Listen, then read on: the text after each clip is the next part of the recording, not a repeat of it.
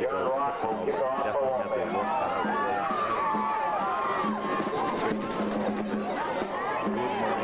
To the Waltham Hawks, Bill Ziola and Ray Table on camera. Taking off for Waltham will be number 63, John Lawrence, joining the court. That number for all his friends. Nothing to the out for the season.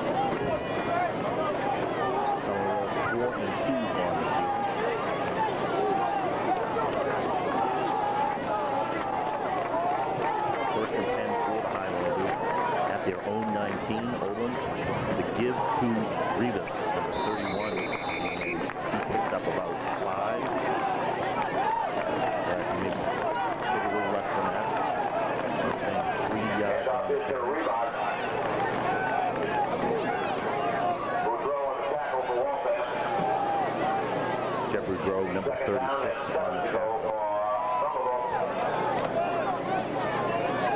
That'll bring up the second and 5.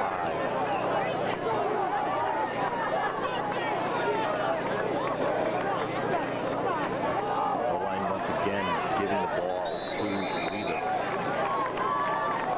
Picks up a couple of yards. Looks like Prado, Gregory, Hogan trying to line up for Dan Bohan's team. It'll be third down and 1 to go for a Highlander first down.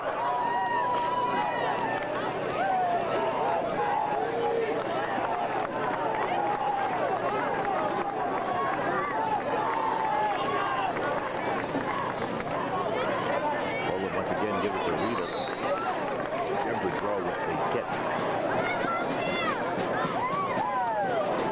Handoff is to Reebok. Brought down by Jeff Boudreau of Waltham. Sommerville gets a first down. Well, Rivas will pick up the first down for the Highlanders.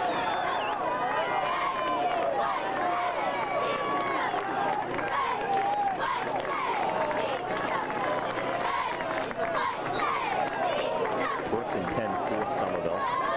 Sommerville right now running the ball effectively. The give once again, and the ball is fumbled by Rivas. It looks like a bad exchange between the quarterback Odom and Rivas. Rivas recovers his own fumble.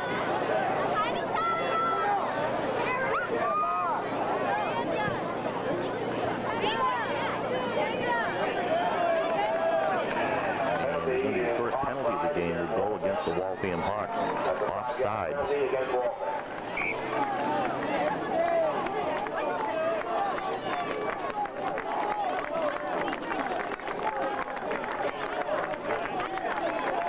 That'll be a first and 5 now for Sommerville. Early stages, no score between Sommerville and Waltham. The give is to, I believe, Rivas again, getting the ball inside, first man through.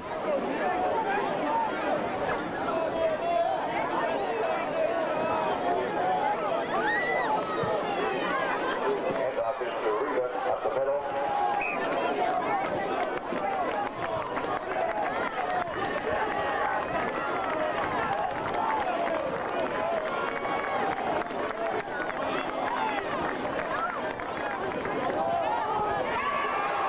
second man through.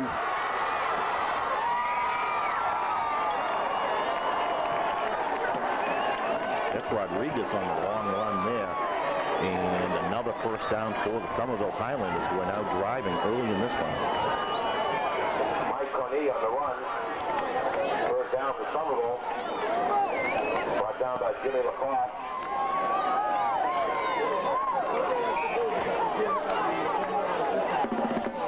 Clock continuing to move. Early moments here. Phil McGrady along with Bill Zioli, Ray Lucchese, and George Melanson working on some audio difficulties right now. Rivas with a nice move to get away from some tacklers. Finally brought down by Fratto and Dorico, number 44. And right now, Sommerville moving the ball effectively. Rob Odilon up the middle of the field. Jeff Hines on the tackle. 9-yard gain will be second down and 1 for Sommerville. Second and 1.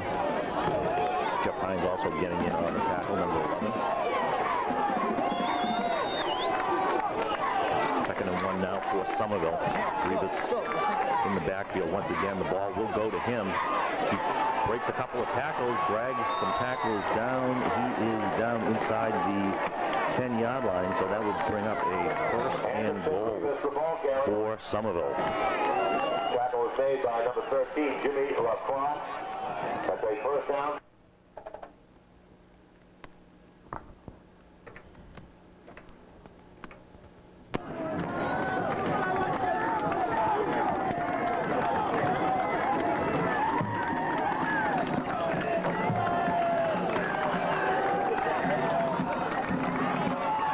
Audio problems have been corrected, Podgy, and we're now back on the air. Sommerville with a great drive here.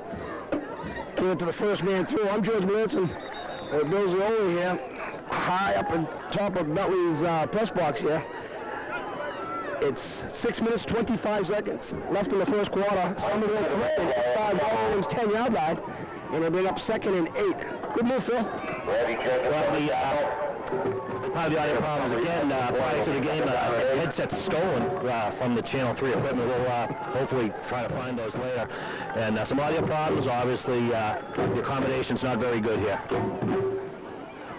Second down, handoff goes to Rivas. No, I'm sorry, that was Cooney carrying the ball there. He seems to do a lot of the carrying of the football, Bill. First man through the fullback to the 24. Yeah, that's Kinney again, though. That's Mike Kinney. Kinney, the first man through, has got the bulk of the carries after Rivas started the drive with 3 good carries back down on the Sommerville end of the field. And Kinney has put them in a spot now to go 3rd and 4. They still can make a first down, Podgy, inside the Waltham 1. There's a big play, 3rd and 4. Over the line, Colvis is. He's going to end up to reverse. He gets wrapped up. He's shy of the first down. First man in there for Waltham was number 77. I can't even see up here, it's so dark. Rivas the ball carrier. Gregory on the tackle. So it brings up 4th down. And Sommerville, I think, is going to take a timeout here to talk it over. So with 5 minutes and 5 seconds left, we'll take a timeout. No score. Sommerville takes timeout. Bill Zioli along with Phil McGrady and the voice of Waltham Hawk football, George Podgy Melanson, along with Ray Lucchese on camera. Big play here early, Phil. 4th and 1 from the order line. For the 4th one from the Waltham foul. I feel they go for the 3 points, but they're going to go for it here early. They're down in the fumble exchange in the backfield. And Waltham's going to hold it and take over on downs at their own 10-yard line. Actually, I misspoke. That was 4th and 4, but in any event, a fumble on the ball. Big deal. Hold on there. Yeah, critical defensive stand for Waltham, although Sommerville coming out of the timeout, you think they would have been more ready to execute a play, but a very sloppy handling of the ball, and Waltham was going to get the first turnover of the game, and couldn't come at a better time. Joey been going all week, I guess, in practice, didn't throw the ball all week with a bad thumb, Bill? Yeah, Joey's, matter of fact, I was mentioned in the paper, there was an article on the Waltham training staff, and Joey was in to get a chronically bulky thumb wrapped up, and we got a fumble by Bourgeois, and Sommerville gets it back. It was exchanging a handoff, and Sommerville's going to take it over at the 12-yard line. Bourgeois never really got the ball from Joe Burgoyne, and the Highlanders of Sommerville recover the football. That's another turnover, back-to-back plays almost. And Sommerville, once again, they're in good shape to put it in. Sommerville right now with obviously great field position. They've been shown that they can run the ball pretty effectively. So Waltham's defense is going to be up against it again. Also look for number 77, Jason Gregory. I want to pronounce that name right. There's been some controversy about that name and our mispronunciation of the name. It's Gregory, number 77. So watch for him as a force in the middle. They're going to hand it out to Rivers. He's got a big hole. Spins and turns. He's down inside the 5-yard line. Well, we give it to Rivas over that left side again, and that's been working quite effectively for the Highlanders so far. And they're back in business with second down and about 4 here, Raji. Initial contact was made by... They can pick up another first down at about the 2-yard line. So it's 4 minutes, 28 seconds left. I'm George Moritz with Bill Ziola for the Brady. And Sommerville, after a fumble by Bourgeois, is threatening to score. They hand it off to Rivers again. He's hit there by a couple of Waltham players. Leading the way there is number 22, Mark Bourgeois. Pretty upset about fumbling the football, and he took it out on Rivers. Third down. Again, brought down by the defensive line. Leading the way there was 55 was in there. Big William Turman as well, Prodigy. and came over from his right defensive tackle spot to make the play on the left side. So it's going to bring up a third down and 3. Clock running with 3:40 left here in the first quarter. Sommerville at the Waltham 4-yard line. I formation. Going to hand it out to the first man through to Canary. And I think he's short of the first down. It's going to be a shot, isn't it? A yard short, Prodigy. So it brings up fourth down. He didn't even get, looks like he didn't even get a yard. We're going to call that no game, George. Okay. Another fourth down play coming. Let's see if they can do something a little bit better this time for fourth down than last time, Phil. Yeah, Sommerville not very careful with the ball last time. And again, 4th and 1, they can pick up the first down before they get the touchdown. It's just a 4th and 1 from this, and the ball on the 3-yard line. Order line calling the signals. He's going to hand it off to Rivera, who got the first down, I think. So it'll be 1st and goal, looks like, at the 2-yard line. Yeah, he's got the first down. So 1st and goal from the 2 for Sommerville. This time Rivas over the right side, Phil, and Sommerville benefited from the ball, getting the ball back and looking at getting in the end zone first here tonight. Well, Waltham dodged the bullet briefly with that first fumble, then they give it right back to Sommerville. And Sommerville right now, they move Waltham came out with the big play here. Let's see what they do this time. First down and goal from the 2-yard line. Order line calling the signals. He may keep it himself here, Prodigy. Gives it to the first man through. Touchdown, Sommerville. Number 36, Richard Rodriguez. Richard Rodriguez gives Sommerville a 6-0 lead. I think, if I can recall, this was the first time Waltham has ever been behind this year. That is correct. In fact, Waltham coming into this game only allowed 12 points. The lowest point total in all of Eastern Massachusetts schoolboy football. Waltham had the leading defense in Eastern Mass, only allowing 12 points, as you said, Phil. And assistant coach, defensive coordinator this year, Steve Duffy, in his first year as defensive coordinator, has done a wonderful job. The kids have played well with the rash of injuries that they've had, and the substitutes have stepped in, and will give Waltham some depth the rest of the year. But right now, Sommerville taking it to the Hawks as they've driven 71 yards to start the game, got a fumble back from Bourgeois, and they go in 6-0. They're going to go for 2 points, but they had confusion, so they called the timeout, Sommerville. With 2 minutes, 22 seconds left, Sommerville took the timeout, leading 6-0. And it looked like a 20-second timeout. We were talking off the air that in high school football now you get 3 full timeouts and 2 20 timeouts, and it looks like they took a 20 there, Phil. In a lot of cases, the extra point is kind of a scary situation in high school football. They're going for 2. Rivera's in motion. He's going to throw it. Goes over the middle, and it's incomplete. So, with 2 minutes, 22 seconds left, Waltham only run 1 play from the offense on the offensive side, and Sommerville's up 6-0 though. What Waltham is going to have to do, obviously, obviously is with Joe Burgoyne's thumb that's bandaged up. Is going to have to run effectively. Bourgeois and DeRico have done that this year, especially in the last couple of weeks where they've got some blowout wins over the Reveres, Maldons, and Medfords of the world. And you got the stats there so far this year, the rushing totals. Yeah, Marc Bourgeois coming into this game, 501 yards, 8.6 yards per carry. He has 6 touchdowns on the season, and also in the top 10 is Joe DeRico, 37 carries, 299 yards. He's also at a high clip at 8.1 yards. He also has 3 touchdowns for Waltham this year. So Sommerville will be kicking off. It looks like doing the kicking for Sommerville is Rivas.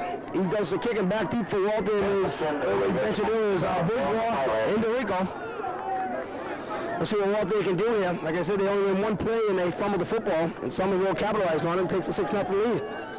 Waltham's no pushover. Obviously, we talked about the Everett game earlier, and with news that Peabody was beaten today at Arlington, Waltham has his fate in its own hands. He dropped the football, and Sommerville's got it. Oh my God! Number 84 for Waltham. He looks like he's right on the play. Tom Marcelli could not hold on to the kick.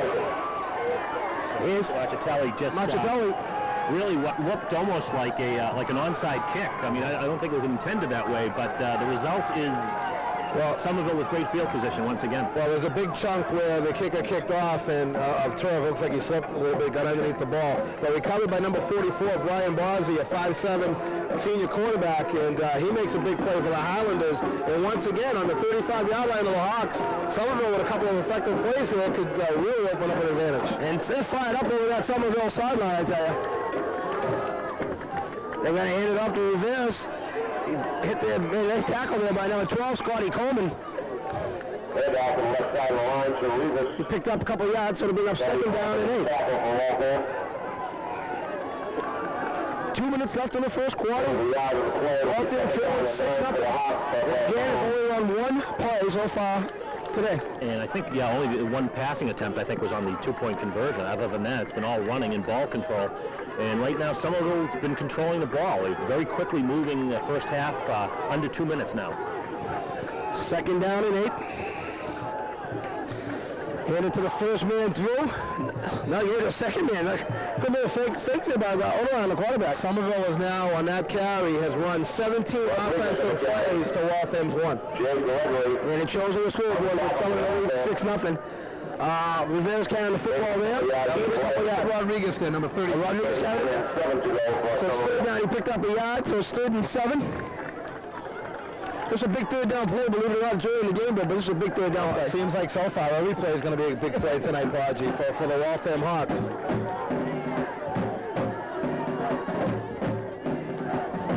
Ended up to Rivera. He's got a big hole.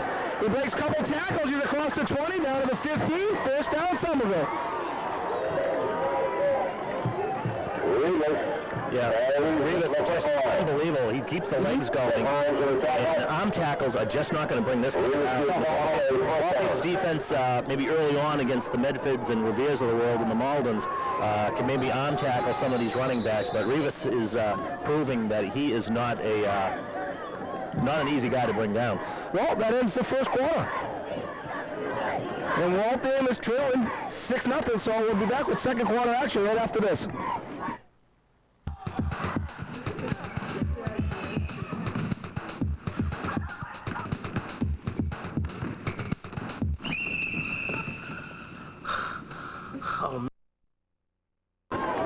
Bentley College on the campus of Bentley, Waltham and Sommerville. Sommerville now has a 1st and 10 on the Waltham 16. Paji Melanson, take it away. 1st and 10, as Bill mentioned. Over the line, calling the seals. Going to hand it off to Rodriguez, a 1st man then. He is drilled. I think Jeff Boudreaux went on the tackle. Waltham's defense is trying to get this team fired up a little bit. Danny Connors jumping around in there as well, trying to get the team fired up. And obviously Richard Rodriguez up the middle. Gain a yard, a hard yard for Rodriguez. So it brings up 2nd down. 2nd down and 8. And 8. Picked up 2 yards in the play was Rodriguez.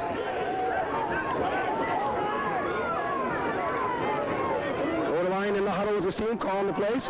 You see it right there on the screen.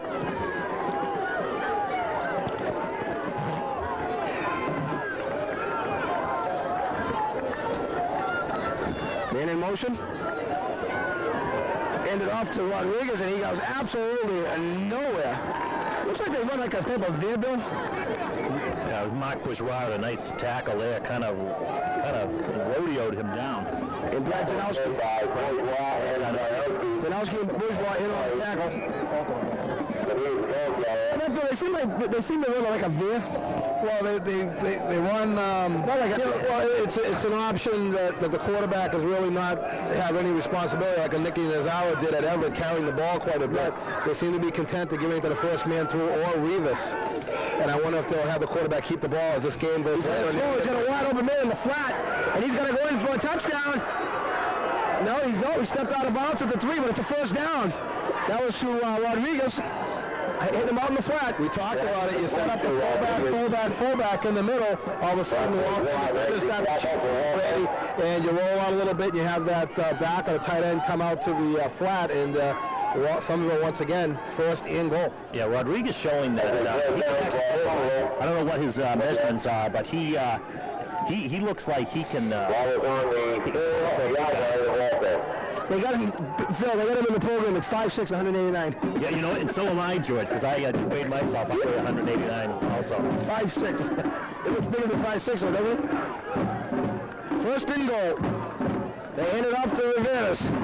And he's in for a touchdown. And Sommerville takes a 12-0 lead here over the 5-0 Waltham Hawks. Right now, Sommerville doing whatever they want.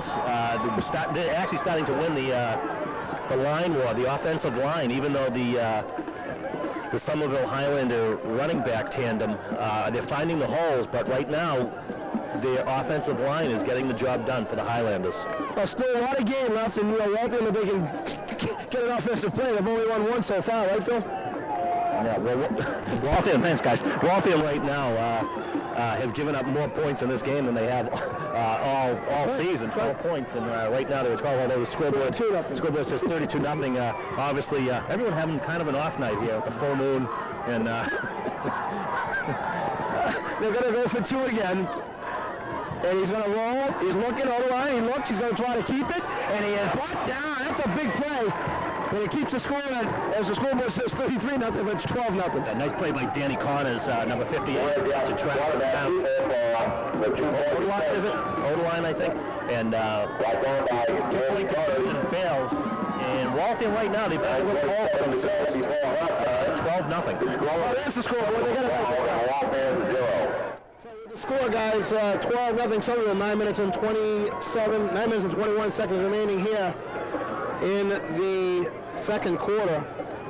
Waltham, and I can't stress enough, and everybody obviously knows it by the time they see this broadcast, with Everett losing to Peabody and Peabody going down to Arlington today, Waltham has everything to lose tonight, and they can afford one loss anyway, the tiebreaker situation. We'll get into that as the game goes on. There is a tiebreaker that the GBL will go to in the case of each team have an equal number of losses, and we'll get to that as the game goes on. But they also, do they go to head-to-head competition like kicks it, he's going to go to Bourgeois at the 20-yard line. He's to the 30. He seems to lose his foot. He's from the football. I'm going to say forward progress has stopped probably. I hope so. That really would have been tough to have. They follow the football there? Yeah, turnovers. Waltham at this point cannot suffer another turnover. 2 big turnovers early in the game, one deep in their own end, and then one on the ensuing kickoff. Kind of a botched play has really helped Sommerville out and has actually put them in position to be up 12-0. And right now, Waltham's going to establish something around. They've had their chances, and now they're really going to have to get the ball moving. All right, you'll see what happens here with 9:17 left, down 12-0. They're going to pitch it up to Bourgeois. He's going to try to get it on the corner, and he picks up maybe a yard or 2, brought down there by number 12. We don't even have a 12 on the roster, so brought down by number 12. 77 that time for Jason Gregory leading the way. Bourgeois gets outside. He gets a couple. And Waltham probably have to spread this defense out a little bit to get some big plays. Yeah, Waltham back to playing on grass after their last home game on the AstroTurf. Bourgeois really showed his speed in the AstroTurf game, but a nice play by Bosey there to track down Bourgeois. So he picked up 2 on the play. It's 2nd down and 8.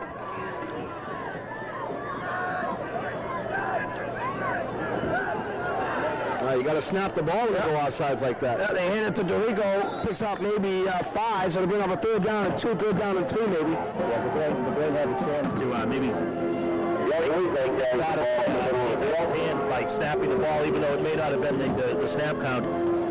He did, I don't know, with his play calling, had Sommerville off quickly, but Sommerville did get back, and we have a 3rd and 2 right now with the clock moving. Oh, as Phil mentioned, it's 3rd and 2, power line formation for Waltham. They're going to hand it off to Bourgeois, and he's got the 1st down. Big series that time, Phil. A sea of red just dominated that time. The offensive line for Waltham doing a good job on the Sommerville defense, and they pushed forward, had the 2 running backs in front of Bourgeois, and picks up an easy 1st down. Yeah, and it's Gregory, number 77, leading the way as he has his whole career really at Waltham High, number 77, and also number 52. Is it Robert Negron? Yep. Robert Negron. That's Waltham's first down of the game, only their 4th offensive play. Oh, they handed off to Bourgeois, but coming around the end was number 89, Adam Waters, on a great play, and just get back to the line of scrimmage, so to bring out 2nd and 10. One thing we were talking about earlier, Waltham might have been a total football because of the great stuff. They need to, with the lack of offensive plays in the 1st quarter, they need to, have the offense establish a rhythm and be out there for quite a while. They want to get the Sommerville defense tested and a little bit tired, so you will keep the ball on the ground. At this point, Waltham's running game has been successful over the last number of years, and there's no reason to panic here, Phil. Only down 12-0 still early. No, absolutely not. They don't want to get in a position, however, where Burgoyne has to throw every down. 2nd down and 9. He's going to hand up to the 1st man through. Bourgeois, he's got a big hole. He's to the 40. He's to the 30. The 20. And brought down about the 12-yard line. 1st down and 10 for Waltham. Nice run. Yeah, absolutely. Bourgeois getting into the secondary very quickly for Waltham. And it almost looked like he was looking for blockers. He looked like his head was going back and forth. It was almost like he was surprised that he was that far open. But Sommerville does make the play to bring him down. But really, Waltham at this point has got to get something on the scoreboard before halftime. Oh, a quick opener and a big gain by just a 45-yard run for Mark Bourgeois. So it's 1st and 10 at the 11-yard line.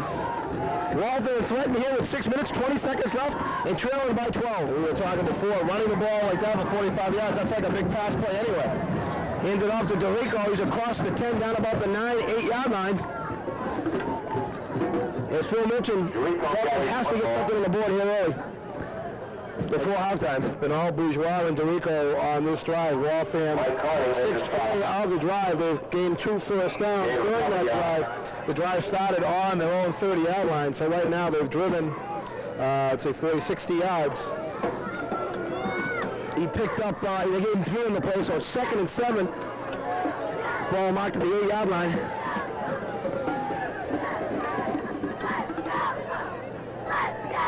Play action, he's looking, he's got a man in the end zone. Wide open, touchdown!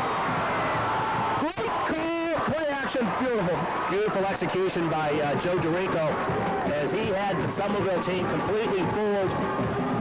And touchdown pass to Matt Prado, wide open in the end zone, wide open. And nice play calling, Danny Gohane, whoever called the play, because it had Sommerville totally surprised. They did not expect it, did not see it coming. And Waltham gets a much-needed touchdown. Well, it's 5 minutes, 32 seconds left. Burgoyne to Frado, and Waltham gets on the board with 6. It's 12-6, and John Rock is on to kick the extra point.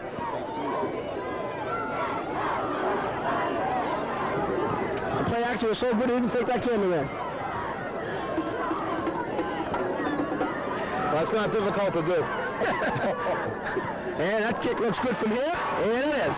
So with 5 minutes, 32 seconds left, Waltham scores on the touchdown pass. Burgoyne to Frado, and Sommerville leads it 12-7. A small annoyance left unattended can lead to bigger problems, like the little cheek. Did it again. They did it again. I don't think she had during the plays. It's like the band playing during the plays. If they can't get that one simple thing right. Gozzioli high above Bentley's stadium here. The temporary home of Waltham High, while Lily Field is being gone through a major renovation. Raymond Cheesy on camera. Phil McGrady, voice of Waltham football. Podgy Malintz and Gozzioli here. Waltham with a 8-yard pass from Burgoyne to Fratto has cut the lead to 12-7. And John Rock will kick off.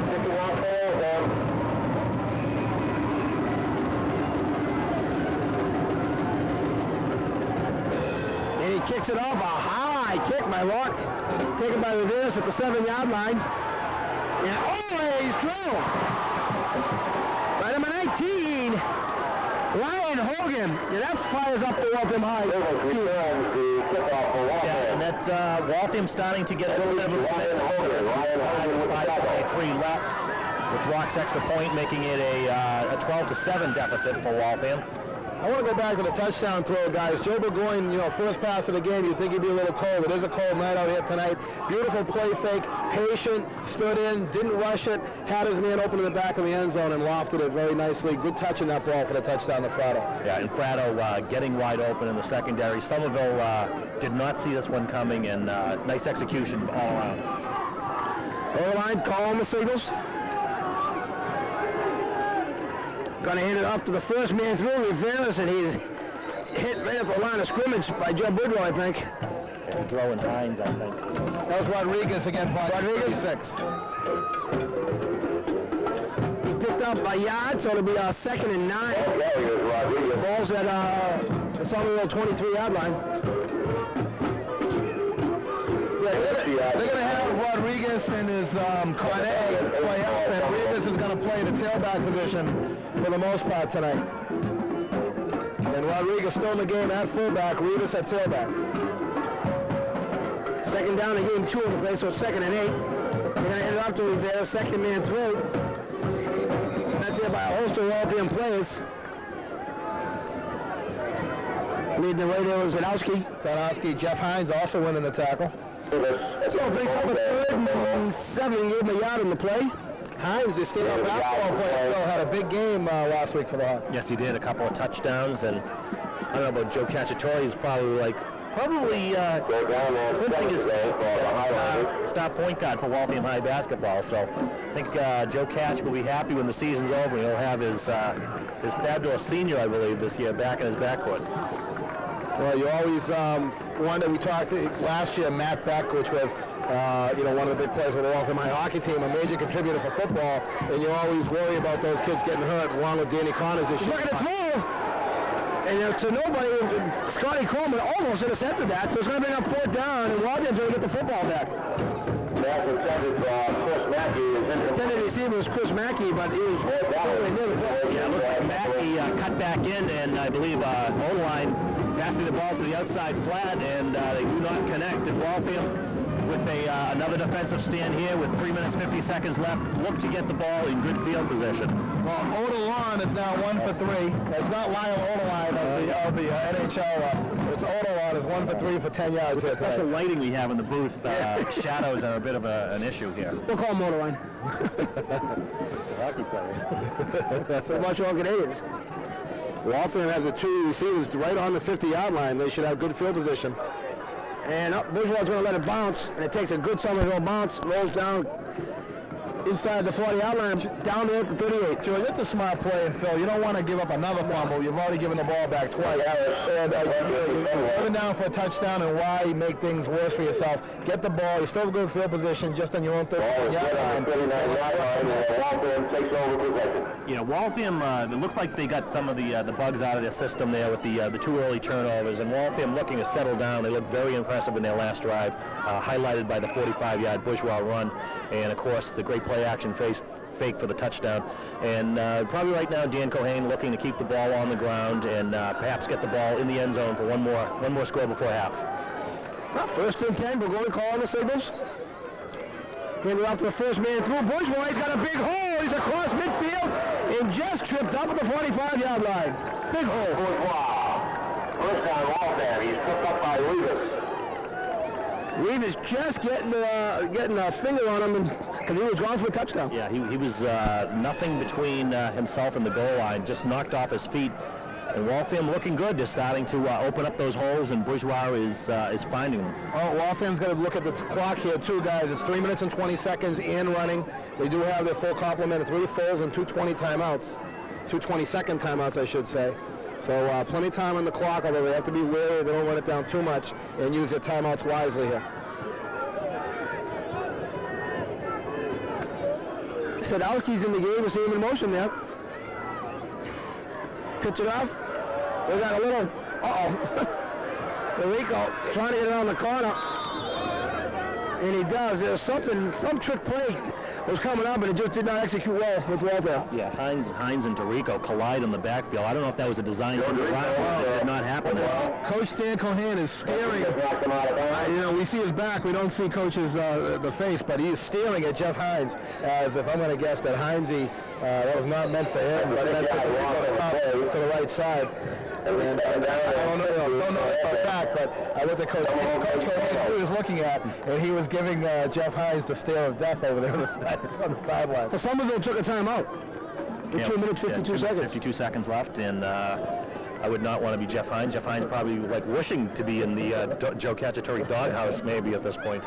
Well, that's not that that's a better place to be. We all know Coach. We're also talking to Zadowski too, because I think you're in the wrong pattern right now. Right, so that could be, I don't want to blame it, right, Podgy, you might be, I don't want to blame that on Jeff, and just because we saw Coach look at Hines, that doesn't mean that it was him. But I think Zadowski was in the wrong room. Right, but it was interesting that Coach Cohen immediately locked his gaze on Jeff Hines. Anyway, with a timeout here, 2 minutes and 52 seconds remaining in the second quarter. Waltham is down 12-7. They have a second down and 16 from their own 49-yard line. They lost 6 in that play, Bill. Loss of 6. So some of them look like the full timeout. Right, we have the new rule this year in the MIA. You get 3 full timeouts per team and 2 20-seconds timeout, such as in basketball. Which is a good idea, because 5 timeouts I think is just a little too much. We're taking a look at the Waltham High cheerleaders as we feature every single year on our broadcast. So hopefully everyone enjoys that. And I'm sure we'll have the Waltham marching band on at halftime as well, as we also feature every single year. 11 years now we featured cheerleaders in the band, and it's also I think it's the Devil Dogs weekend too. They're going to be announcing the kids are playing the Pop Warner League. Players of the week for the Waltham Pop Warner Devil Dogs as well, coming up at halftime. All right, so 2nd and 16. Play action pass. He's looking. He's got Hines wide open. He's got him at the 20. And he brought down at the 10. How about Jeff Hines coming right back though, huh? Beautiful throw by Joe Burgoyne. Jeff Hines was split left, went all the way across the field to the right. He was open early and waved it down to Burgoyne. Burgoyne waited patiently, let him get even more open, and hit it down left. That is a perfectly executed pass play, which you do not always see at the high school level. Burgoyne with an absolutely perfect pass, and Jeff Hines showing his basketball good hand skill, taking the ball in and getting the ball down. And Waltham right now primed to take the lead in this game. Well, I think there's 2 minutes left. The scoreboard says 2:43 left, but they just gave the 2-minute warnings to both teams. So there's 2 minutes left in the second quarter. Waltham threatening again in Sommerville's territory at the 8-yard line.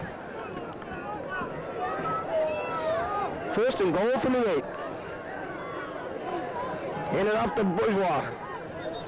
And he gets down about the 7. There's going to be a timeout called there by Joe Burgoyne. So with this timeout, we'll take one. Waltham threatening and trailing 12-7. Now we're back here. He's going to hand it off to the second man. That look like Bourgeois. They're going to call another timeout, but he gained nothing in that. So to bring up 3rd down and goal from the 7. This is going to be a regular timeout now. He'll do the shot off. So the first time I'm up to about 20 seconds. What do you call something like this, Bill? 3rd and goal from the 7-yard line. Well, you could do a couple of options here. Burgoyne's throwing the ball well. He's 2 for 2 for 52 yards so far. You could have a little, maybe a half rollout with a tight end or a fratter once again. Or you can run, they run the scissors play, George. If you commented on so many times through the years, maybe have something in a trap and go misdirection. So a couple of options here. You know, you got good solid running backs, a good throwing passer. You got speedy receivers. So the options here are wide open for. How about the halfback option with Bourgeois throwing the ball? Whoa, they almost had offsides. They're going to hit it off the Bourgeois, and he fell down at about the half-yard line. And slid into the end zone. Heavy rain this morning. And it's 4th down and goal from about the half-inch line. Just couldn't keep his balance there, Bill. Yeah, soggy field a little bit as well, and he had such forward momentum. He wanted to drive his legs into the Waltham takes timeout. Ball is inside the 1 yard line. Waltham takes a timeout. We know there's only 2 minutes left in this quarter, even though the clock says 2:23. It's almost like the soccer where they add on time at the end of the quarter, and even though the time's up, the clock continues to run. Always interesting challenges for the Channel 3 crew here. Well, as far as the clock and the discrepancy is under 2 minutes left. The clock shows 2:21. Veteran Greater Boston League crew referees Bill McDonald, veteran of not only many high school wars for a number of years, but college official as well. Did the Notre Dame Miami game in 1988 down in the Orange Bowl, and he's here tonight for this big contest as well. And he keeps his crew on top of things, and they're running the clock down there in the field as well. Well, Sommerville just called a timeout on 4th and goal. Interesting Miami BC game today. Giving away, spotting them 28 points, and the Hurricanes low cast to the Eagles. Well, while we have the full timeout, maybe we can quickly go over the possible scenarios for tiebreakers. Everett has 1 loss as of this broadcast. Peabody has 1 loss as of this broadcast. Waltham, obviously, without a loss. If the teams were to remain tied with the equal number of losses of Waltham, unfortunately, if you're a Hawk fan, would have fallen to one of those 2 teams, or even Sommerville here tonight. With 1 loss each in the league, they would go to a tiebreaker, and the team that has been without a Super Bowl appearance the longest would get to go. Now, obviously, Everett has gone the last 2 years. They would be ineligible to go because they've went recently. Peabody went, I believe, in 1994, and so they would be ineligible because Waltham last won in 1991. So in order, that's the way the GBL works, the tiebreaker. Now, I don't know what they would do with 4 teams. They probably would do the same thing. But that's the main issue right now is if they come up with a number of losses, are the same, 1 loss each in this case, possibly the team that has not gone to the Super Bowl for the longest time period would get in. And right now, out of the 3 teams, Waltham, Everett, and Peabody, that would be the Waltham Hawks. Who won it on a Steve Patton extra point kick at BU's in overtime against Bridgewater Raynham. Ozzy and I were present for that game, not broadcasting it, but We were there. one of the biggest games of all time. Handed off to Bourgeois, and guess what? He got in, yes! He got in! Just barely though, Bill, huh? Bourgeois in, and Waltham takes the lead with a T12. Got into a wall. He almost started to bend backwards, but his forward progress breaks the plane, and Waltham grabs their first lead of the night at 13-12, pending the extra point. This shows good character, this Waltham High team. Paz, you took the words right out of my mouth. This shows what the Hawks are made of this year. You know, down early, they didn't get the run only one. They ran only 1 offensive play, and some of them ran 17 to 20 offensive plays. Once Waltham got rolling on the ground, but going with 2 nice touch passes, and now they have a 13-12 lead, looking to extend the 14-12 with the John Rock extra point.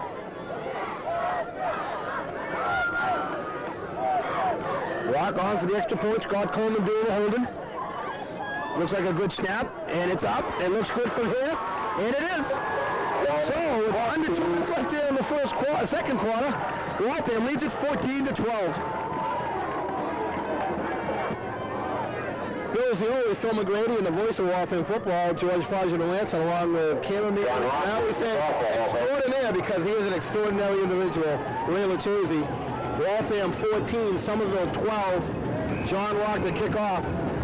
He's got some good kicks off tonight, too. Get him down inside the 10-yard line. And he gets a high one, not as deep. Taken there by Rivers at the 20, 25, and is hit by Scotty Coleman and a bunch of players. Also leading the way, number 56 for Waltham, David Granado. Returns the kickoff for Sommerville.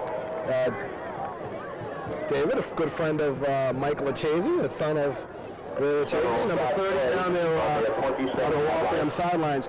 We talked a little bit about the character of Waltham, Prodigy. We talked, Phil, also about Burgoyne not having to throw the ball a lot. Be patient, keep it on the ground, let your stars, Bourgeois, DeRico in the backfield do the work, although the offensive line is the stars as well, creating holes for those kids to get through the line. But don't panic early, patient, run your offense, good things will come. Now we're going to see I guess the character of the Sommerville Highlanders, see if they can bounce back from Waltham's 2 scores.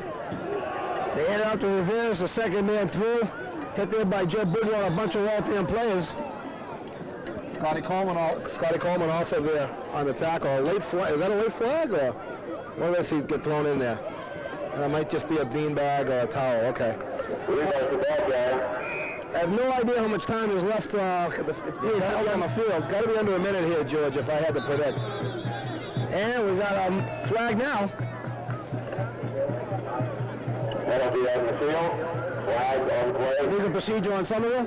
It looks like 75. The left tackle lined up in the neutral zone. Like that, the football term, neutral zone. I should also mention, Bill, that you are a high school official.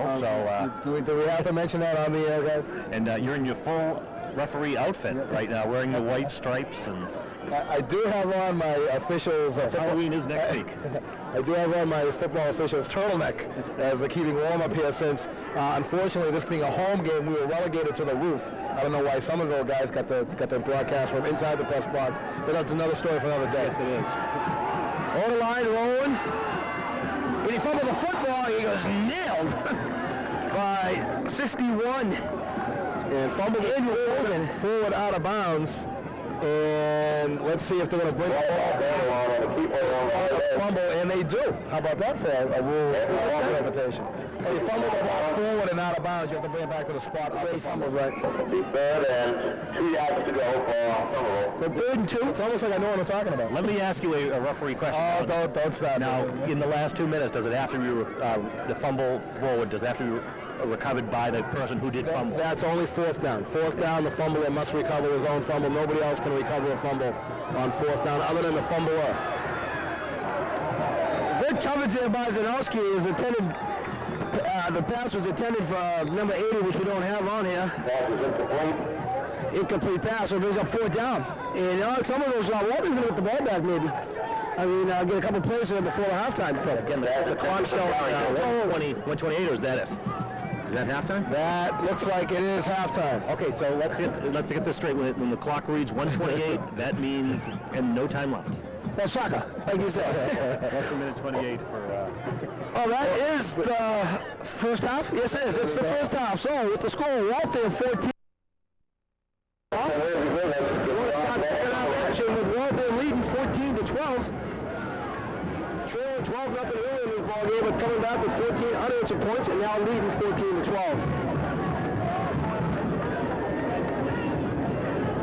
You see Sommerville's kicking team?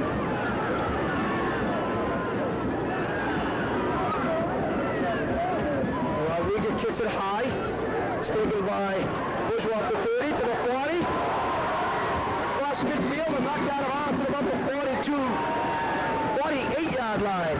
And Waltham gets good field position to start off the second half. Mark Bourgeois gets the ball and really not a lot between him and the other goal line. I don't know if Sommerville just did not make an adjustment to find out where he is on the field, but Bourgeois gets the ball on the run and just takes it over the 50-yard line and Waltham in good field position. He saw that opening early, Phil, and he just accelerated. He saw open field on the sideline, and Sommerville did not a good job by the man on the right side of the kickoff team covering his lane. Handed out to the first man through. Bourgeois Lost his footing there. If he kept his feet, he may have been gone for a touchdown. Pick up a 5 on the play. Right now, the field looks like it's in pretty decent shape considering the Bentley Falcons playing their homecoming game early this afternoon, coupled with the heavy rain that we had early this morning. Other than maybe between the hash marks around the 30-40 yard line on the south side of the field's in not bad shape right now. So he picked up 5, second down and 5. They're going, talking out to it. He pitches it out to DeRico. Tries to cut it back inside, but It's met there by Rodriguez. And he picked up maybe a yard. Handoff is to Dorico on the right hand. 4. Rodriguez on the tackle. Just to tell you again, once again, George, on the importance of this game, with Peabody losing earlier today, 13-12 to the Arlington Spy Ponders, after Everett had defeated, after Peabody had beaten Everett just a week earlier. They hand it off to Dorico, and I think he's shy of the first down. They're up 4th down for Waltham. Let's see what Coach Cohen wants to do. To go for it, or maybe punt it deep into his own bit. While you're on the defense has been playing well. They stopped Sommerville 3-0 in the last range. So I think you want to try to put a nail in the coffin here early in the third quarter. Why not go for the ball? It's on their side of the field. The boy took a lot of time trying to get the play from Coach Cohen. Sommerville crowd on the other side trying to whoop it up a little bit. There's a big 4th down and 3. Hines in motion. They pitch it out to Dorico. Bounces it outside, cuts it back. And I think he just cut the first down. I think he's short, George. I think he's going to be short. That's what I'm going to come down to the mark, yeah. That's what. He just moved it back. Yeah, and they're not even going to look for a measurement. The referee indicating right away that some of those take over on possession.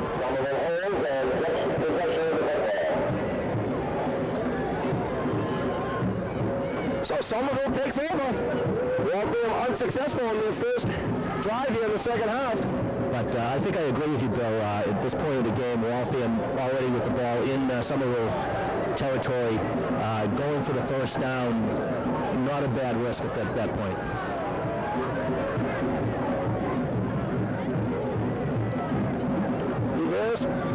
Takes the hit off and picks up a half yard, maybe a yard. This one's the ball on the left end. They give him a yard on the play. Brought down there by Zanowski and a bunch of holes. Maybe a yard on the play. It'll be 2nd down and 9 for Sommerville. I want to mention the Waltham defense. Obviously a stellar job so far this year, giving up 12 points. Danny Connor's in there, 58. Joey Dorico and Bourgeois, both running backs, play quarterback and safety respectively. Got Jeb Boudreau in there as well. Try to get the rest of them for you as the game goes on. A little reverse scissors play there by Sommerville. Picks up 5. Ball being carried by number 44. Brian Bozzi. Yeah, Brian Bozzi, almost like a all-star type looking kid. 2 hands on the ball at all times. That'll bring up a 3rd and 5. And we don't want to get ahead of ourselves, but a week from tonight, actually a week from Friday, will be Everett Crimson Tide. Friday, we're going to switch it to Saturday. You never know. They always like to keep us guessing, too. And we'll play maybe one half on the AstroTurf field and one half on grass. You never know. 4th down and 5 for Sommerville. Quarterback draw, and he goes absolutely nowhere. Actually lost a couple, yeah. 5'10", 180-pound senior makes the tackle and brings up 4th down, and Sommerville's going to punt the football. Whole players on the defense here, Jeff Hines as well.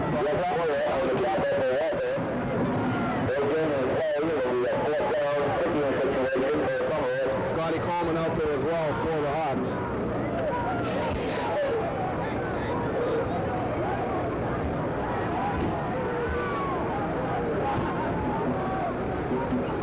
Some of them must have started to fire.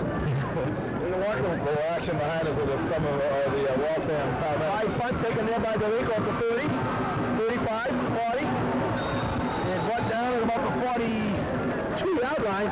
The Waltham will take over 1st and 10. Well, you really got to admire the way that Bourgeois and Dorico played this game, just hard-nosed, getting punts and kickoffs on the fly, running forwards, north and south running all the way, no fooling around with this Waltham High special teams. We got ambulance coming, we got fire trucks. We have some type of commotion going on here. It's a homecoming weekend. Someone injured inside the building, in the building behind us. Perhaps the Sommerville coach not too happy with his team. 1st and 10 for Waltham. Vaughn calling the signals. Hands it off to the first man throws. Bourgeois, he's got open field. He could go. He's got to go. Touchdown, Waltham. Mark Bourgeois with a 55-yard run. Boy, place off. They have number 84. Paul Marchintelli going in motion to the opposite side. They come back to the weak side of the field. Sommerville overplays, thinking they're going to run strong side, and Bourgeois has the speed and led by wide receiver Jeff Hines as a block down the field. They're making a statement right now to those in attendance from the Greater Boston media as well as the local media. Yeah, absolutely. Waltham looked a little shaky in the first two, after the first two turnovers. They've really turned it around and now are starting to dominate this game. Rock out to kick the extra point with Scott Coleman doing the holding. John Rock in tribute to Mike Creani, who broke his ankle at the Zavarian game, the 7-0 Waltham win at the first game of the year. John will wear number 63 for the rest of the year. We want remember Mike Creani played heroically in that Zavarian game until he got injured somewhere early in the fourth quarter. There it is, 5 minutes, 55 in the third quarter. The 21 takes a 12 lead. We'll be back after this.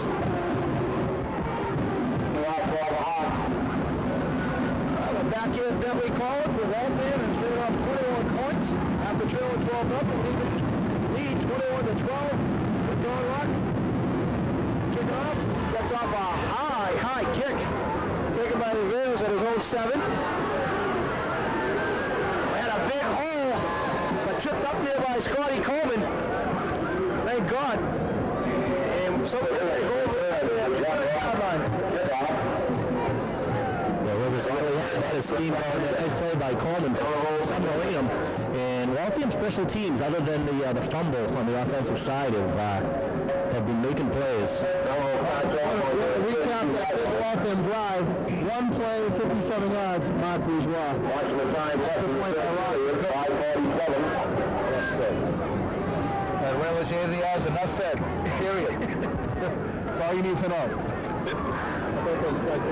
First and 10. How about those spike pointers? Well, Chase is still basking in the glow of the Arlington victory today. Waltham keeps it himself. He picks up about 5 yards and the quarterback keeper. Although Ray being an Arlington guy, I never saw an Arlington guy so excited about an Arlington loss as when the Spy Ponders lost to the hockey team for the share of the GBL championship. Ray actually became a Waltham high school grad that one night. But Arlington got us back on the Yeah, that was a very dark day. I remember that. It's 12-1, I believe. 12-0. 12-0.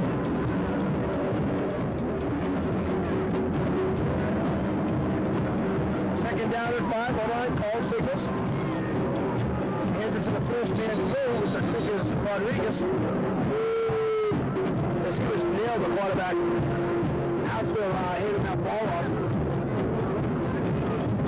They took by the ball and they took it out. So it brings up third down in 3. It'll be third down and 2 for the Highlanders. After nothing happened. Great to see Andrew Hogan back in the lineup for the Hawks as well. Handed off to Rivera. He's got the first down. He's across the 45-yard line, down about the 46. It'll be first and 10 for Sommerville. Yeah, actually, Bill, it is good to see Hogan back playing again. Remember, at one point, we took a look with Dan McCarthy on that. There must have been at least 6 or 7 Waltham Highlands on crutches. And now it looks like we're only down to about 2. Yeah, that first game, that was something up. The walking wounded, the MASH unit for Waltham High a couple weeks back. Waltham's defense got to tighten up here. They can't let someone go back into this football game. Waltham leading by 9. 4 minutes left here in the third quarter. First and 10 for Sommerville. Handed off to Rodriguez. He's got a big hole, tries to get around the corner. And he is nailed. Good open field tackle there by Delico. That's how you draw it up, Raji. You head on, you're off the eyes, and you put up. But he picked up 7 on the play. He picked up 2nd and 3. Yeah, about 6 yards in the play. It'll be second down and 4. Might pick up 6 on the play, Len Sean, you hear him? of the Lord above there, Prodigy, correcting you. I was saying to Len before the game, you know, Yankee Stadium, they have Bob Shepard and they used to have Sherm Fowler at Fenway, and I know Len Sloan is somewhere in those top three there. Second and 4. Little reverse scissors play there, but he's going absolutely once again, Prodigy. Jeff Boyer, 65 on the stop. ball carried there by Brian Mosey. That's 2 yards, so it brings up 3rd and 6. Len Soren, talking to him at halftime, also enjoying the kind of the conditions that we're working with here as he looks into like a reflection of himself, trying to call the play of himself looking at the binoculars. Those windows do open. You know, if Len had it, well, I know Len has a lot of shots, but Len could open the window if we could inform him if he wanted to. 3rd down, option. Pitch out goes to Rivera, and he's not going to get anything. He is not going to get anything. And brings up 4th down. That's what we talked about earlier, Phil, is that, you know, they run the option, although not as effectively as ever. The quarterback doesn't have a lot of responsibility. That's the first wide pitch out we've seen. Edwin almost throwing it over, was it Rodriguez's head, I believe, on the pitch.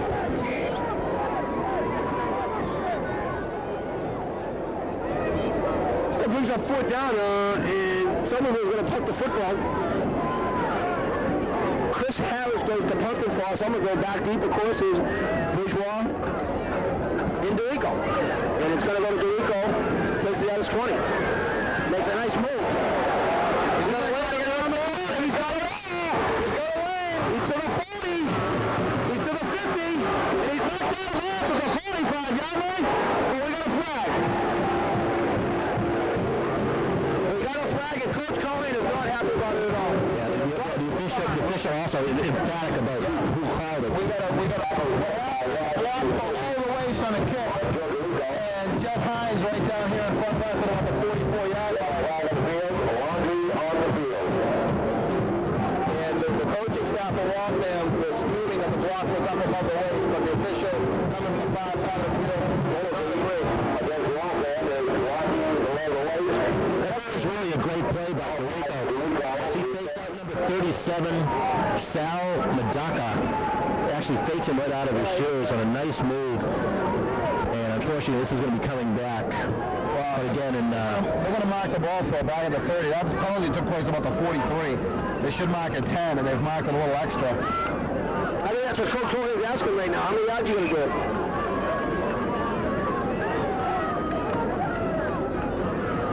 How can that be a 14? Well, that's a 10, 11. That's not a 14-yard penalty. Actually, they marked it off about 4 extra yards. Handoff goes to Bourgeois, and he gets absolutely no yards at all. And they bring up a 2nd down and 10. Actually, lost the yard. Lost the yard, yeah. Bourgeois on the right side of the line.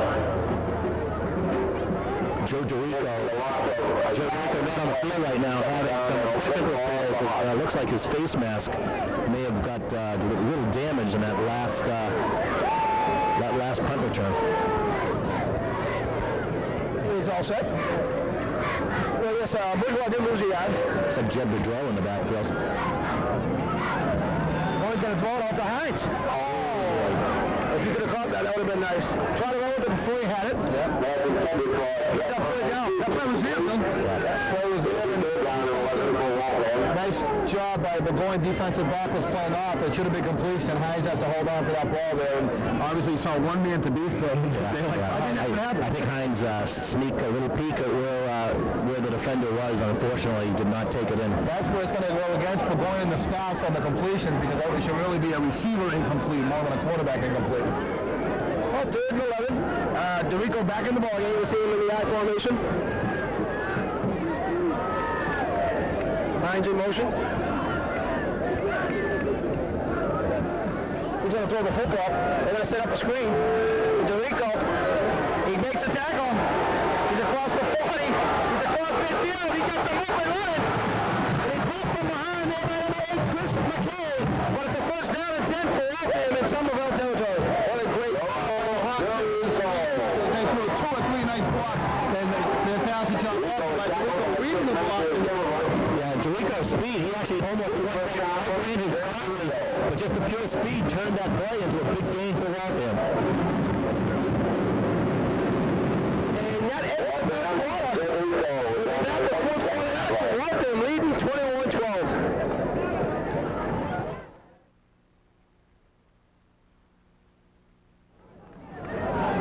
Back here from Bentley College, Bill Zioli, Phil McGrady, the voice of Waltham High Football, George Podge Melanson, and Ray Cheesy. Waltham has a 21-12 lead, the start of the fourth quarter. Joe Burgoyne now on that pass is now 3 out of 4 for 96 yards. Now first and 10. Burgoyne calling the signal. Going to hand it off to DeRico. DeRico's going to try to get it on the corner, but we have a flag. I think this might be coming back.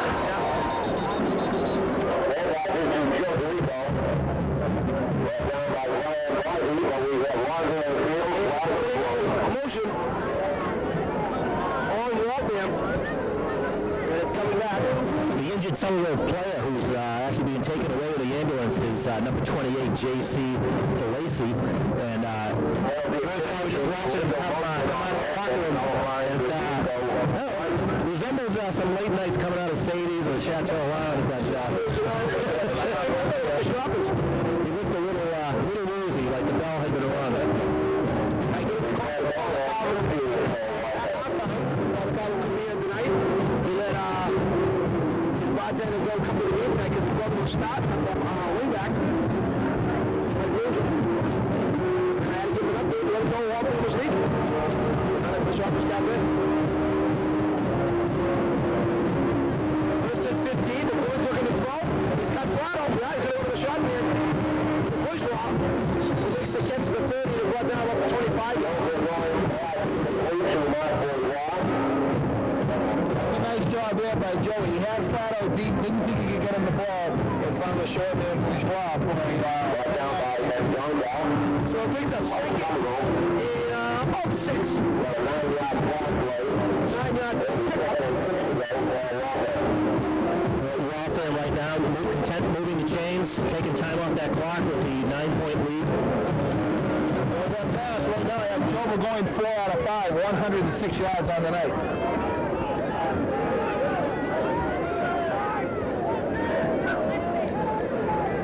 And off the Bourgeois.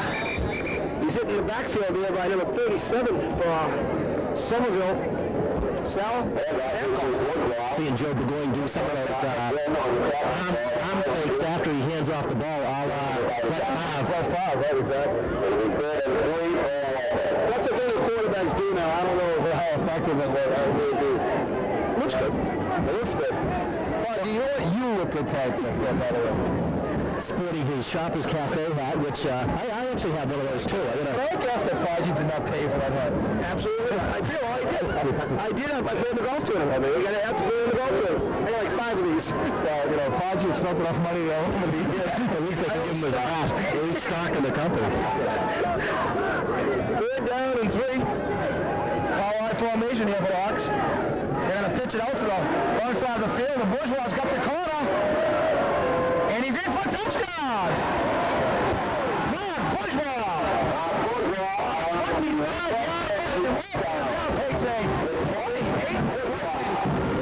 22 yards out there, number 22. And Waltham right now doing pretty much whatever they want on offense. And really the story of the two some of the scores are those 2 turnovers. Waltham, as soon as they hang on to the ball and control the line of scrimmage, have dominated this game. And right now I think they're making a statement. And they hope that everyone's paying attention. Well, Randy Jacobs made, number 32 made one great block to get Bourgeois on that corner. Once he did, Bourgeois just used the speed and went in for the touchdown.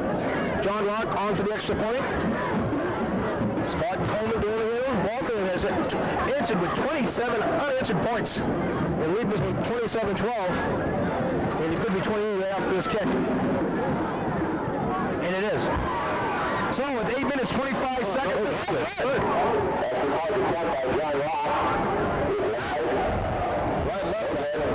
Okay. Kibosh on this. I like the use of the word kibosh. Well, with 8 minutes, 25 seconds left. You see it there. Walter 27, Sommerville 12. We'll be back.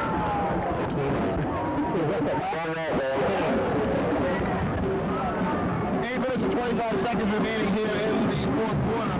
Bill's goalie, Wheeler Chasey from the Grays. Still gaining the voice of Waltham football, Roger Melanson. 27-12, and John Ross on the kickoff, George. And he does. Taken there by the outback at the 20. And up there by Scotty Coleman. I think he's been in a lot of tackles tonight. And number 56 for Waltham. Silly returns to John Ross. Kickoff. David Brown. Saved by Scotty Coleman. We need lights up here. Yeah. We need a lot of things, like maybe a space here for starters, but Scotty Coleman really making some hits tonight. Yeah, I mentioned his name a lot. Not only is he open, but not a lot of tackles. Parker, Waltham making a statement. Obviously, the VP coaching staff is here tonight, coming over from Arlington, a short drive over from Route 60. The Cambridge coaching staff right below us. They play Waltham later on this year. Next week is a game against Everett. Yep, Everett here as well. Oh, Pastor Rodriguez makes a couple tackles, gets across midfield, and brought down there by Dorico. So the Hawks are making a statement. There's assembled media here, Globe and Herald also here tonight because of the magnitude of the game as far as Division I Super Bowl contention is concerned halfway through the year. So Hawks are making a statement not only to Sommerville, but to the assembled coaching staff of and the assembled media here tonight. We don't want to get ahead of ourselves, but obviously next week's game, Everett and Waltham right here, well, we don't know that. It could be over on the AstroTurf field. We don't know until game time. But it should be a huge game this year, and I guess Diamond Ferry has been in attendance in some other games, and talking about the Crimson Tide and positive those. Nice tackle, open field tackle there by Bourgeois on that scissors play. Yeah, pick up the true as me. There's been some turmoil over in Everett as well as that. The Everett John announced to the team that the quarterback position was now and after one game, and the starting quarterback took exception to that, as did the backup, who was more concerned about his teammate, the quarterback, and didn't want to ruffle any feathers. So two of those kids walked off the team for a couple of days, and that's the inside scoop up at Everett, and I guess they reinstated those two. And I know in the game that they lost to Peavy, I believe they did not start the starting quarterback. I believe a lineman actually started that game. But some turmoil up in Everett this year, and some stuff going on that we'll try to find out more about this week. O-line is going to be sacked by the Hawks. Dan Connors comes in really almost unblocked, as Owen had no chance to go anywhere with that. A loss and about 12 yards. And we're up third. Well, you know what, guys? I've charted every play of this game. I've now stopped, being the fact that my hands are now close into the microphone. Once again, the Sommerville cable crew gets priority in the High Waltham Plus bar. And we're stuck here in the room. We've only done it for 12 years, so it's gonna, they've never done a road game, and since they're that did cause again. Matt Flano was not fooled in that triggering play at all. It's not that windy either, too. That's Hurricane Prodigy is now blowing through the press box. Well, then again, Phil, I don't have to chat him. Losing yet. so a minus in front of every number you have down there. 35, I think, is...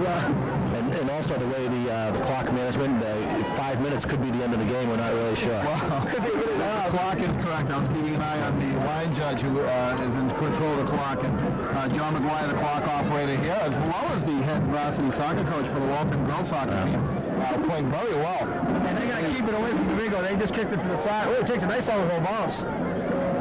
Finishing the thought, John McGuire and the line judge are on the same page now as far as the clock is concerned. Well, we're going to take a timeout with 5:09 left. Waltham lead 27-12. Waltham lead 27-12. McGuire calling the signals, and he's going to throw the football. He's got Flano wide open. Oh, and he slipped. He couldn't hold on to it. Joey McGuire in our early years back foot there. He did a lot on the throw, although Flano went down and almost came up with a reception for him. Yeah, laying flat on his back. I don't know if he was tipped by number 60, but flat out almost comes out of the miracle pitch.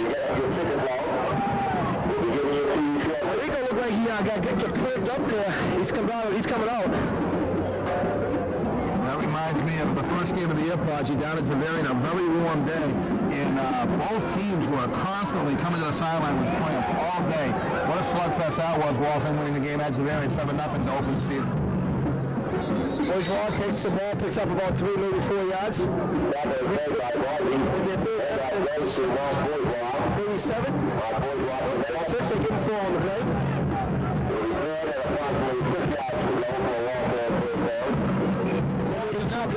Coming into the game. Sorry, Prodigy. Sorry to interrupt. The clock is now becoming a friend, Prodigy, of the Hawks as it's 4:30 and running here in the fourth quarter. And a clock of a friend to us as well, because the time's almost gone, which means we get to go home. Phil, since you parked the car, we go on my car. Well, I thought there was a shuttle bus from here to Sharpness after the game, is there not? Good time running tonight. I understand it's a 2-drink minimum on the bus tonight.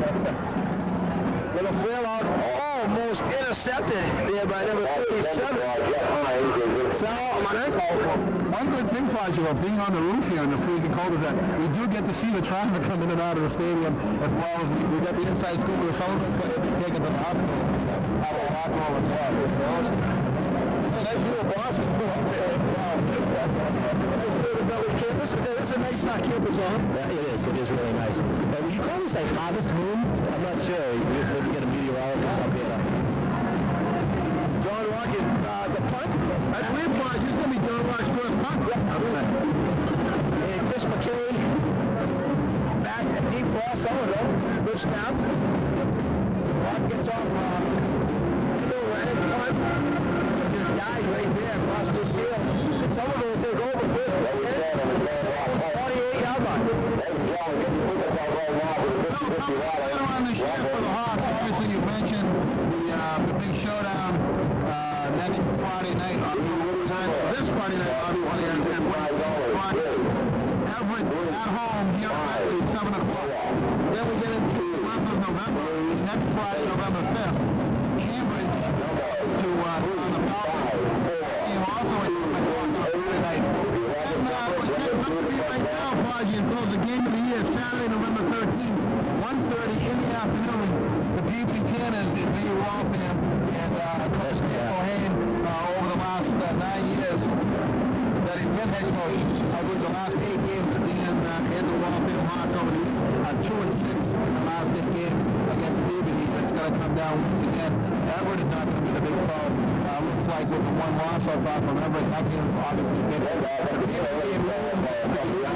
Yeah, that game also, 1:30 start on Saturday was going to be the homecoming game. Obviously, things are a little bit different this year with floats. I don't know if they'll be allowed on the field, but homecoming will be on November 13th. And then, of course, the Thanksgiving show down at Brockton, which probably always looks forward to it. Avid Brockton hater. A couple of about 6 yards there for It's gotten to the point now that Prodigy needs a police escort to get into Brockton.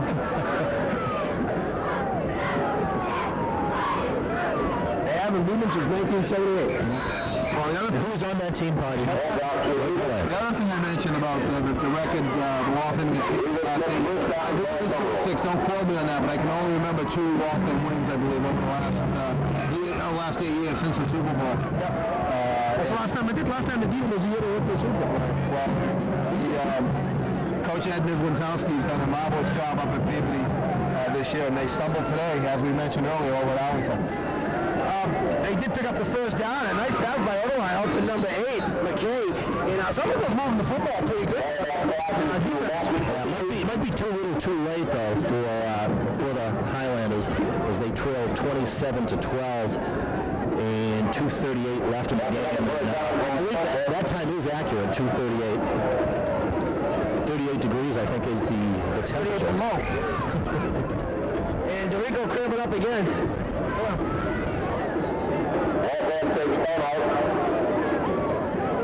Is that a cramp or is he, I think it is a crimp. I hope so. Yeah, because they were stretching out a little earlier. where it might have come back to haunt him a little bit here. And Joe going through water right away. And, trying to get him down. Yeah, gets a cramp, but they are stretching him out. I'm trying to dead down there, rubbing out Joey Rico. So we're shaping up once again, guys. It's, Destiny is in Mark's hands. They control their own destiny. We'll move with the 6-0 here on tonight with Everett and with Peavy and Boston finishing the schedule.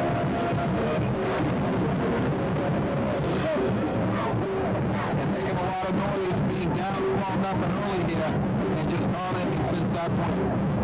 And the Waltham will run the record to 6-0. Only ranked 5th in the state of the club. Fourth, I believe. Yeah, Peavy actually was ranked 5th, the one right behind him. Obviously, Peavy will be dropping down after their loss to Arlington. Interesting things going on also around other Division I schools. And New Bedford's playing well. Waltham really squeaked by with a win last night over Durfee, which is not a strong football team at all. So BC High. Huge game with Sommerville today. I don't have any word on what happened there. But so there's some interesting things going on with the other leagues that will compete in the Division 1A and 1B Super Bowls.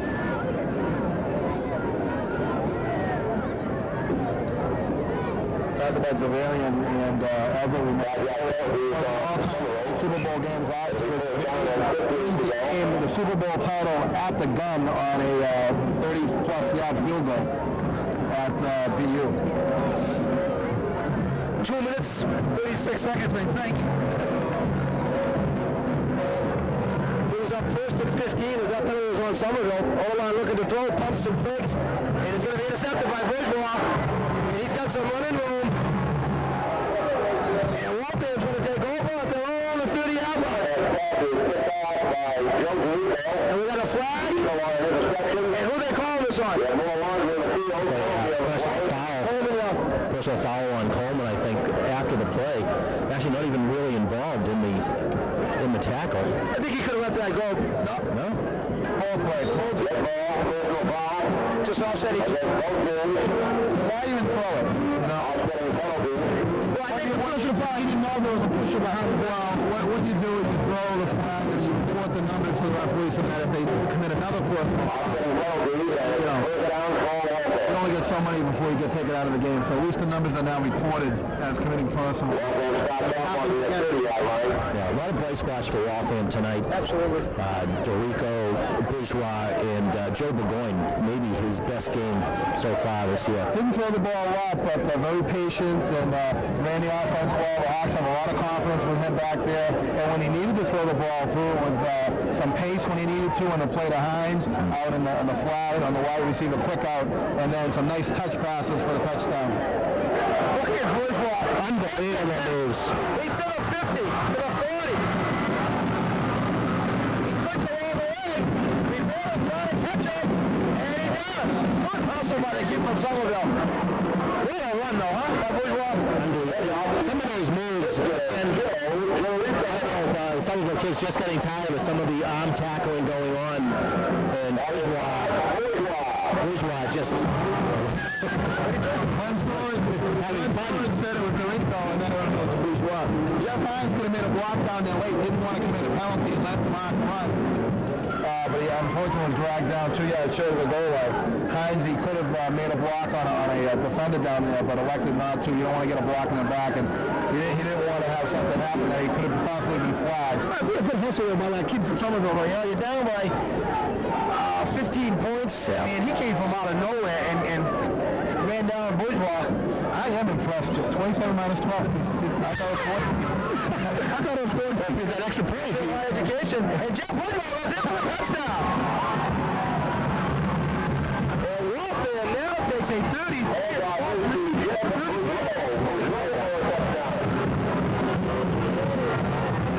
That's special for Jeff being on the defensive side of the ball, getting the chance to run it in. Right now I can't feel my legs. I want to, first of all, thank you guys for coming out and having grew up with conditions after 12 years. You think the Lakeville ought to even a brown carpet, never mind a red carpet. Any type of carpeting would be good. Ray Lashazy on camera tonight. Podgy, of course, always a great job. And Bill, thanks for coming back and joining the team. We missed you on our last telecast. And the big move by parking the van. Parking the van. They parked the van and that might have been the play to get in a crucial spot where Phil needed to get the equipment up to the booth. Unfortunately, I just saw it get towed away though. That's good. Parking the handicap spot. Personal foul on Zioli. People say I'm mentally handicapped, so it works out good that I parked it. But anyway, Podgy's get the big kudos because Podgy lives in like the backwater. He lives in Milford, which is like where Jeb and Ellie Mae came from. Yes, and actually, I understand they just got cable TV in. It's very exciting. I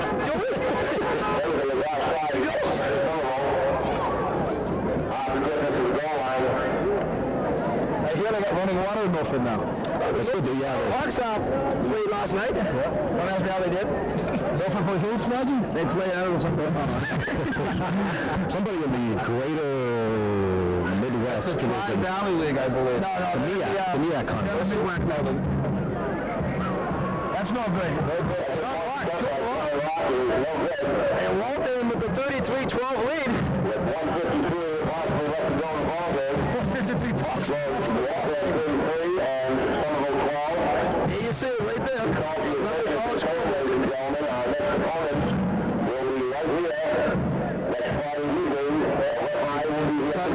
The Everett game for the 5 o'clock game, we're going to have to play here about 3:30. I don't know if we're going to get any help getting into the booth this week or next week or anything like that, but hopefully they'll lay out the brown carpet for us, as you mentioned. Yeah, any type of fake AstroTurf surface or whatever. But again, we, much like the Waltham Hawks when they were down 12-0, we as a broadcasting team scratch and claw, and of course the fans do everything to get into your way when you're bringing equipment through the stands and complain like vehemently at you. Well, it's almost like being a pro wrestler. Well, I was saying something else. I was uncoiling some wires or something like that before the game, and people were asking me questions about what we could show on TV and where we should point the camera to. And it's amazing that I think most of the people that watch our broadcast think that the pictures magically just go on the air. That's right. Totally by themselves. And usually, if you these are the same people who VCRs read 12 o'clock, and they try to tell us how to run our broadcasts. This is always fun. Well, Channel 3 is a, he's down. But Channel 3 is a community access television station, and they do run classes on Saturdays, and Podgy Gregorio does a great job on those, and anybody who thinks they can do better, Phil, welcome. Absolutely. The challenge has always been there for 12 years. If you don't like what's on our channel, then you come down and you put on what you think should be on. And it costs you nothing. Do we vent enough? I think so. I don't think if it's cold, I think we can heat it up about something. I can't say anything because my mouth is now frozen. Podgy's tongue is actually stuck to the microphone. He told you not to do that. Well, I know that the warmth of a certain establishment will keep you in good graces for the rest of the night here, George. Yes. Oh, we got someone new to the ballgame. Number 1. Mike and Neil carrying the football for Everett. Talking about the white shirts, the whiter shirts for Sommerville. Players who have not been seen much at. Waltham starting to clear their benches. You see some players coming in. Ryan Daly, the 6'1", 108-pound sophomore coming into the game. What must have been going through Sommerville fans' mind when they were 12-0 here, George? They really pumped up for a big performance. I'm sure they were wondering, could this be the upset of the year? Hawks quickly turned the tables on that. Across on the tackle. Yeah, really. Just imagine with the PB coaches, they came and up. Over the paper I see 33-12. Waltham with 33 unanswered points. They just took control of this game. Well, Waltham never panicked, down 12-0. Took control of the game. Came back with a nice drive, big 45-yard run by Rico to set up a nice little option pass to Fratto early in the game, and then actually a Bourgeois 1-yard run. Put Waltham up 14-12 at that point, and they never looked back. Another new face carrying the football there for Everett, number 33, Paul Stone. Paul Stone on the handoff. Picked picked up a couple yards, and it brings up. They gave him the first down. Well, you know, I think that's a tenuous spot there. What they want to do is they don't want to have to turn the ball over on downs and extend the period by another play. So you give them the first down, the clock runs again, you run them one more play, and that'll be it. Yeah, this should be the last play of the game, I imagine, with 25 seconds left. Take it away. Hand it off to number 1 again, Mike Anil, the sophomore, and I think that will just about do it.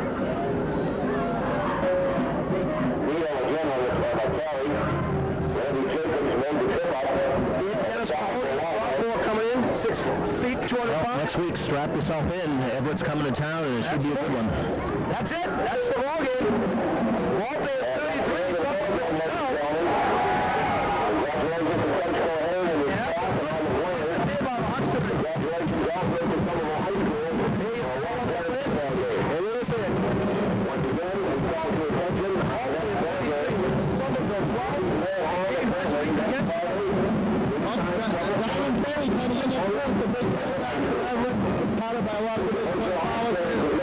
Sommerville did a good job containing Perry and their game over at Sommerville, and see if Waltham can play some spy football. I'm sure there'll be some things in practice as Woodville enjoys that Coach Cohan and Coach Duffy and the defense are going to take a look at as to how they're going to contain Perry.